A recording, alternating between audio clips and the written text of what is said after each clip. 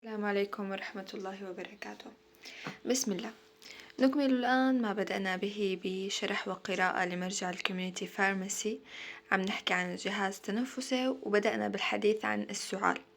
تحدثنا بالفيديو السابق عن إنه الحالات اللي بتجينا على الصيدلية، كيف إنه most likely من الحالات إنه تكون إنتانات فيروسية، وقليل كتير يجينا heart failure bronchiectasis سل إلى آخره من هاي الأمور. الآن رح نتحدث عن هذه الأمراض. أول أمراض اللي أغلبيتها تجي على الصيدلية ببعض من التفصيل، وبالنهاية رح نحكي أو رح نمر مرور سريع على الأمراض يلي كتير قليل تجينا على الصيدلية، بحيث نعرف بس إنه شو هو العرض يلي بدلنا إنه لأ هاد لا يعالج بالصيدلية. نبلش بأكتر حالة بتجي على الصيدلية اللي هي الفيرال انفكشن. فمنقول إنه أكثر ونبلش بالحالة يلي أكتر شي بتجي على الصيدلية اللي هي الفيرال انفكشن. هلأ في أعراض مرافقة لكل مرض، يعني مثلا الفيرال انفكشن أولا sudden onset، يعني بيكون المريض ما فيه شي باليوم اللي قبله، فجأة بلش يعطس، فجأة صار في سيلان بالأنف، فجأة صار في سعال وارتفعت الحرارة. هلا ارتفاع الحرارة خلينا نعرف انه عم يقولك بس فيفر. بالامراض يلي جاي رح نلاقي انه لا، في هاي فيفر، في ارتفاع حرارة كبير، يعني انه عالي جدا. هون لا، صار في ارتفاع بالحرارة وما في بلغم، او البلغم بيكون افرازه كتير قليل. والاعراض worse in the evening، يعني بتسوء حالتها وشدتها في المساء. هلا بأغلب الأحيان حالة الفيرال انفكشن تدوم فقط 7 إلى 10 أيام. إذا دامت فوق 14 يوم هون نحن ممكن منصير بحالة البوست فايرال كاف، أو إنه بكتيريا secondary infection. طب شلون أنا بعرف إنه لساتنا ببوست فايرال كاف ولا بكتيريا secondary؟ هذا بده تحليل، وما فينا بس من خلال النظر للمريض نعرف هذا الشي. ولكن نحن مثل ما قلنا منعالج حالة السعال لما بتكون أقل من 3 أسابيع. فطول ما لنا بأقل من 3 أسابيع طول ما لنا بنقدر نعالجها بالصيدلية. وطبعا يعتبر الأنتيبيوتيك غير ليس OTC، فبالتالي إذا كانت بكتيريا سكندري ما رح نعطي أنتيبيوتيك يعني. فمثل ما قلنا الفيرال انفكشن بتكون الأعراض مفاجئة، في حرارة، في أعراض رشح مرافقة، يعني في سيلان، في عطاس، والبلغم بيكون قليل. هلأ بننتقل لتاني أشياء حالة بتجي على الصيدلية اللي هي ال upper airways cough syndrome، يلي إلها اسم تاني post nasal drip. هلأ هاي الحالة بتكون مثلا بسبب التحسس، بتكون موسمية، مثلا لما بيكون في غبار للطلع، لما بيكون في دخان، لما بيكون في شي بيتحسس من المريض vasomotor يعني مثلا لما بيطلع من مكان دافئ إلى مكان بارد. الحرارة مثل ما قلنا تعتبر مهيجة للسعال وهكذا، أو الروائح أو هيك. طب شو بصير بهاي الحالة؟ بهاي الحالة بصير في إفرازات من الأنف، هاي الإفرازات تسيل إلى البلعوم ببلعة المريض، تمام، من كترة. فنزول هاي الإفرازات بيؤدي لحكي ودغدغة بمستقبلات السعال، فبصير في عندك هناك سعال، تمام. بهاي الحالة أيضا ممكن نحن نلاقي إنه في عطاس، في التهاب بالملتحمة بدل على إنه مثل ما قلنا في تحسس، في حكي بتجويف الفم بحس إنه بده يحك حلقه المريض. فهذا كله من أعراض التحسس يلي بيصير. فهون نحن ما عم نجيب سيرة حرارة، ما عم نجيب سيرة وهن، تعب بالجسم، حطتان حيل، ما عم نجيب يعني انه في كتير شغلات ما عم نجيب سيرتها. ما عم نجيب سيرة البلغم، انه والله في افرازات بالبلغم، في لونه اصفر، لونه اخضر، كذا. ما عم نجيب هاي السيرة، هو بس افرازات الانف اللي طالعة من الانف عم تسيل إلى البلعوم، يعني الأنف كتير في سيلان بالأنف لدرجة إنه عم يبلعوا المريض، عم يسيل إلى البلعوم. هلا بننتقل لثالث حالة هلا بننتقل لثالث حالة يلي هي unlikely إنه تجي، يلي هي الكروب أو بسموها الخناق بالعربي. صوت الثعلبة الخناق أيضا مميز جدا، في فيديو رح أرجيكم إياه بحيث إنه نحنا نميز هذا الصوت. هلا هذا المرض يصيب الأطفال أكتر شيء. فعم يقولك it affects infants aged between 3 months and 6 years، يعني هو بس بيصيب الأطفال، وأغلب الحالات بتكون بعمر السنة للسنتين، وأغلب الحالات بتكون تصيب الصبيان ولا تصيب البنات. فبالنسبة لصوت السعال هذا هو.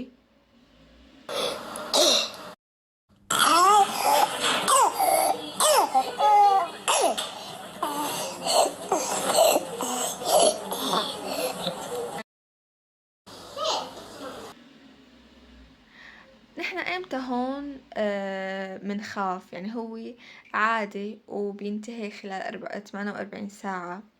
الأعراض بتسوء بالليل، وبالنهار بفيق الطفل ما فيه شيء أبدا. تمام. امتى بنوجه للطبيب المختص؟ لما بيكون في سترايدر.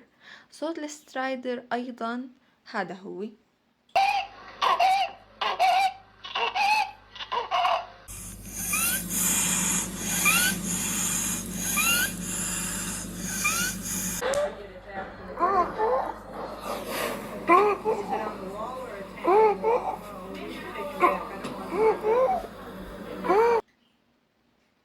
فلما بيكون هي الشهقة أو لما بيكون هذا الضيق بالتنفس، هون لا، نوجه للطبيب المختص وبيعطوه ديكساميتازون، ممكن إبرة عضلية، ممكن فمويا، بيعطوه موسع قصبي مثل البوديشنايد وهكذا.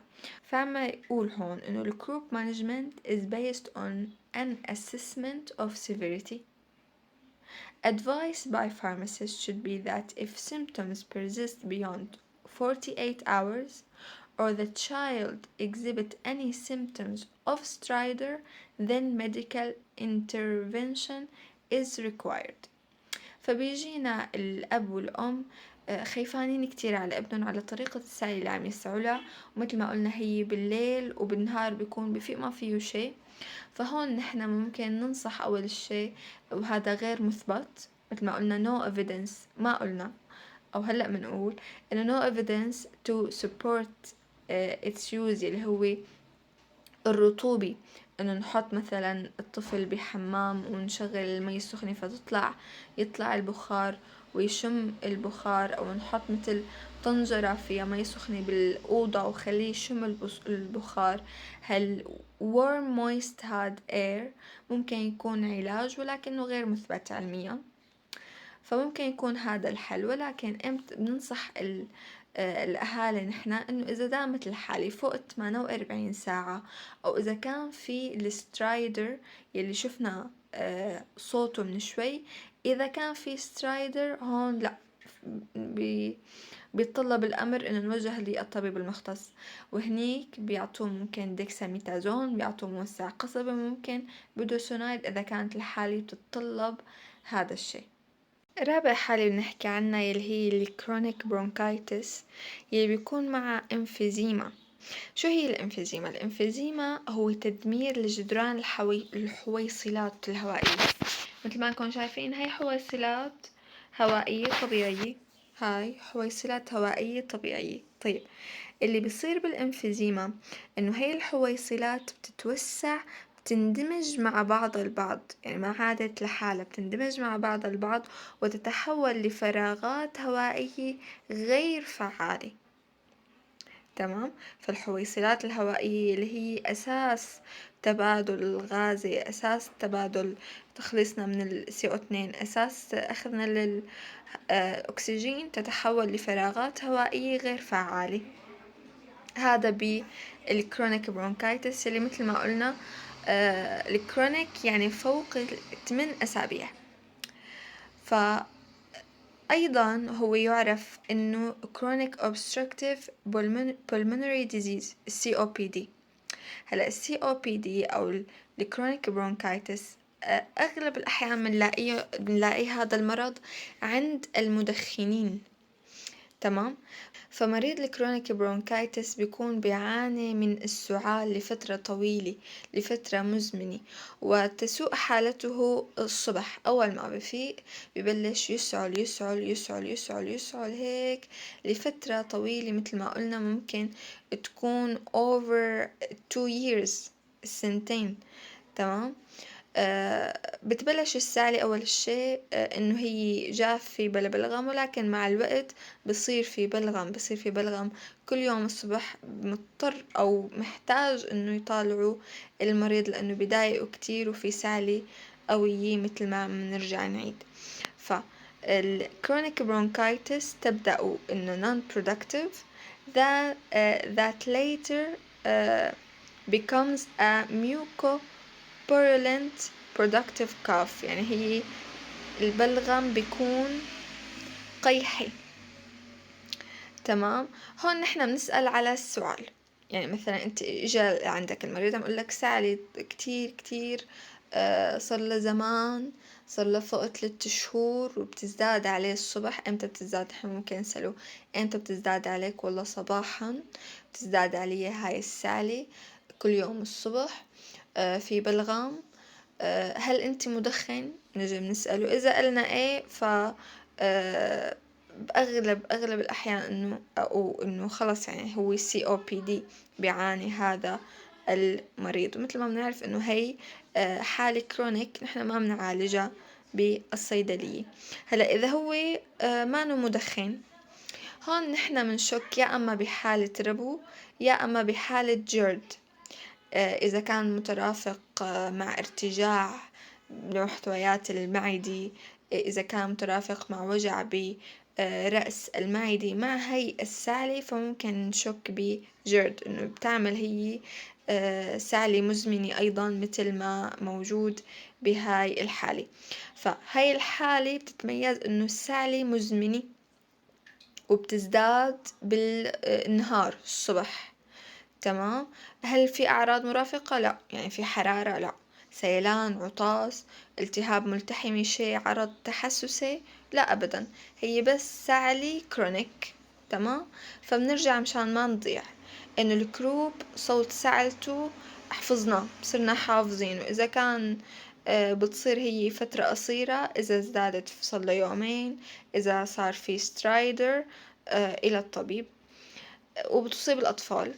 الأكيوت برونكايتس مثل ما قلنا أيضا في ويزنج، في ضيق بالتنفس، تمام. يعني هو ما شيء خفيف مثل ما كنا عم نحكي عن الأبر ايرويز كاف اللي هي سعلة خفيفة عم تجي مصاحب مع أعراض تحسس، سيلان والتهاب ملتحمي واحتقان وهكذا. الفيرال انفكشن في حرارة خفيفة، في أعراض رشح ظهرت فجأة ودامت لفترة قصيرة أسبوع ل10 أيام، تمام. مشان ما نضيع خلينا دائما نراجع. هلأ بننتقل للربو. مثل ما قلنا هي حالات unlikely إنه تجي وما نحن اللي بنعالجها، ولكن مشان نميزها، يعني مشان يكون عنا شوية تفريق بين الحالات. The exact prevalence of asthma is unknown due to different terminologies and definitions plus difficulties in correct diagnosis. يعني إنه سببها ما معروف، خاصة عند الأطفال. هلا ممكن الطفل يكون معه ربو وهو صغير، ولكن لما بيكبر خلاص يروح الربو، تمام. هلا الربو هو عبارة عن chronic inflammatory condition، يعني هي حالة التهابية مزمنة بمجرى الهواء، تتمثل بسعال، تتمثل بأزيز بالصدر، تتمثل بضيق بالتنفس. حتى لو ما في رشح، يعني هو المريض ما فيه شيء، لا مرشح ولا شيء، ولكن ضيق نفسه بعد الجهد، بعد الركض، بعد هيك بتسمع الصوت أزيز، بتسمع هذا الصوت بضيق نفسه فورا، تمام. فإذا الحالة كرونيك وصار له زمان وهو من دون ما يكون في رشح، وحتى بالصيف والله في ضيق نفس وفي سعلة وفي هيك وطفل، هون بنشك إنه لا يكون في ربو يعني، وخاصةً إذا التاريخ العائلي في متل ما حكينا بالفيديو السابق إنه في عنا أمراض مناعية ذاتية متل ب بتتمثل بمناعة يعني متل ما قلنا هي كبيرة أو قوية تجاه شغلات غير ممرضة، إكزيما أو في ربو بالعائلة أو هو كان معه إكزيما وهو صغير، فهون نحنا بنشك بربو بحالة ربو. فيقولولك شو أيضًا عم يقولوا متل ما قلنا هون إنه possible associated features are family or personal history of atopy، حكينا عنها إنه هاي نفسها تبع الأكزيما وهيك. ممكن يكون المريض عم ياخد non steroidal anti inflammatory drug يلي بيزيد من إفراز اللوكوترينات، هو بيسكر طريق الكوكس وبزيد اللوكس، هاي اللوكوترينات اللي بتضيق القصبات وبتزيد المفرزات، فتزداد الحالة سوءا. لما مثلا بياخد انسيتس أو بياخد مثلا حاصر بتا غير انتقائي، لأنه مستقبلات بتا 2 مسؤولة عن توسع القصبات، فلما بنيجي نحنا بناخد حاصر بتا هذا الشي بيؤدي لي تسكير مستقبلات بتا 2 وبالتالي تضييق القصبات ما بتتوسع، فالحالة تزداد سوءا لما بياخد المريض NSAIDs، لما بياخد المريض بيتا بلوكرز. In the context of presentation to a community pharmacist, asthma can be present as a non-productive cough، فالسعلي غير منتجة especially in young children where the cough is often worse at night. نرجع هاي يعني هي الحالة الوحيدة اللي كانت صباحا worse هي ال COPD أو ال chronic bronchitis الاسمين، أما الباقي عم يكونوا بالليل. تمام. In these cases pay particular attention to other possible symptoms such as chest tightness, wheeze, difficulty in breathing, which may be frequent and recurrent and occur even when the child doesn't have a cold. تمام. فهي إن شاء الله بعز الصيف الطفل سعلي، ضيق تنفس أزيز وهكذا، الحالة كرونيك، الحالة يعني إنه صارله زمان وفترة طويلة على هاي الحالة، فهون نحنا ما لنا أمام حالة خفيفة. خلونا نختم الفيديو هون ومنكمل بإذن الله بالفيديو التالي بالأمراض very unlikely إنه تجي، ومع ملخص سريع لجميع الأمراض مع بعض البعض، امتى ريفير امتى بعالج، ونبلش بالفيديو اللي بعده إذا الله أحيانا بالأدوية. اللهم علمنا ما ينفعنا وانفعنا بما علمتنا يا رب العالمين، وزدنا علما ويقينا، والسلام عليكم.